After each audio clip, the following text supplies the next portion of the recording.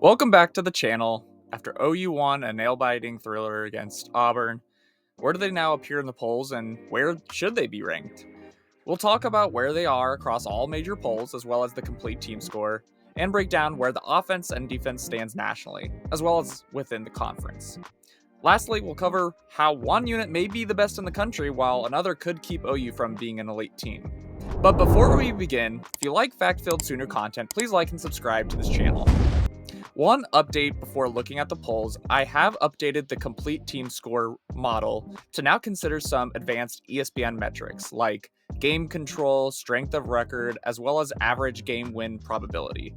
These will allow the model to reward teams better for the quality of opponent faced on top of the CTS foundation built out.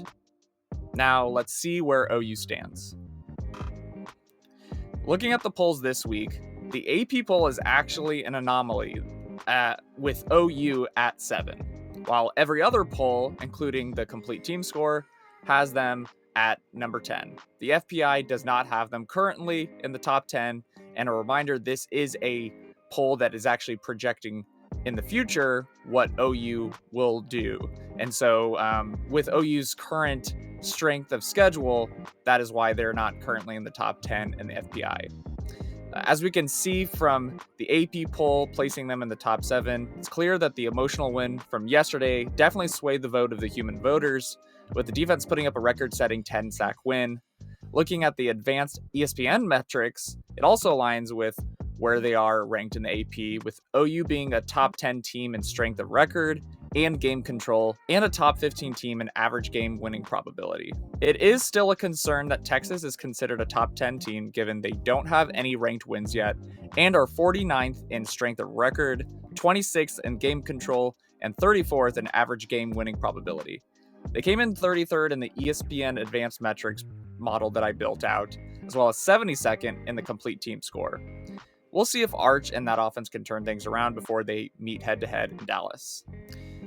Now we're going to look at OU versus the field and see why is OU ranked top 10 in all major polls. The easy question and easy answer for that is the defense. Looking at the PPA versus success rate chart, they are clearly separating themselves from the pack even after facing two top 25 teams. When comparing this to the 2024 defense, this team is performing at an even more elite level.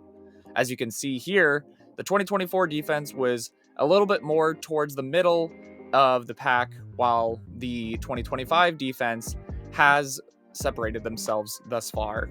Although they will be facing much stiffer competition going forward, this is really encouraging to see early results given they have already faced two decent offenses. Looking at the offensive performance so far, we can see that they are towards the middle of the pack. They have done enough to be undefeated to this point, but not enough to push them into the top right quadrant, which we would consider the elite. Most of this is due to the rushing attack, or as I should say, the lack of a rushing attack, which has led to Oklahoma relying too heavily on the passing attack and allowing possessions and series to stall out. So in order for OU to move into this top right quadrant, they're going to need to have a plan as well as a better execution in order to develop the rushing attack. We will see with how the additions of Giovanni Gibson and hopefully an introduction of Jaden Ott will push this Oklahoma offense into the elite and out of the middle of the pack. Now, when looking at the Oklahoma 2025 offense versus the 2024 offense, there is some optimism to see that there has been a clear improvement, and I don't think this is news to anyone, and it's not really saying much that it has improved. What we can say is that this offense has an elite quarterback with some really good skill set players on the outside.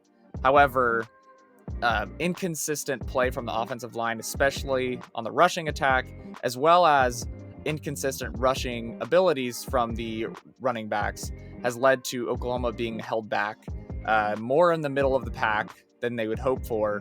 But there is hope that Jaden Ott could come in and make a splash here in the next 2 weeks, but we'll see how that continues to develop. When comparing this offense to the SEC, they are also middle of the pack, with an almost identical performance to Auburn thus far. In the top right, we can see 4 opponents that OU will face that are currently performing above OU, while there are 3 in the bottom left that are underperforming compared to OU. It's actually surprising to see the teams in the bottom left, since these were the teams most people were most confident in coming into the season offensively, while teams like Ole Miss, Missouri, Tennessee, and Alabama are all replacing QBs. And obviously, this will most likely change over time as these teams continue to face each other, and we'll continue to monitor how OU fares and where they move throughout the season. Now we start the conversation where this team is absolutely a juggernaut, and that's the defensive line. Looking at the Havoc metrics, which accounts for tackles for loss, forced fumbles, interceptions, and broken up passes, OU is one of, if not the best in the conference. When looking at the competition that OU's faced versus Missouri, there's an argument that OU is better than Missouri, given OU has 2 ranked wins, albeit against unexplosive offenses. As can be seen, though, the other defensive lines are far behind OU and Missouri, meaning the OU offense will have plenty of snaps to play against an elite line to improve their rushing attack. What are your thoughts of these rankings? Where do you think OU should be? Is this defensive line the best in the country? Let me know what you think in the comments below. Thanks for watching this video. Please like and subscribe and hit the notification bell so you never miss an upload. I'll see you later this week. Boomer.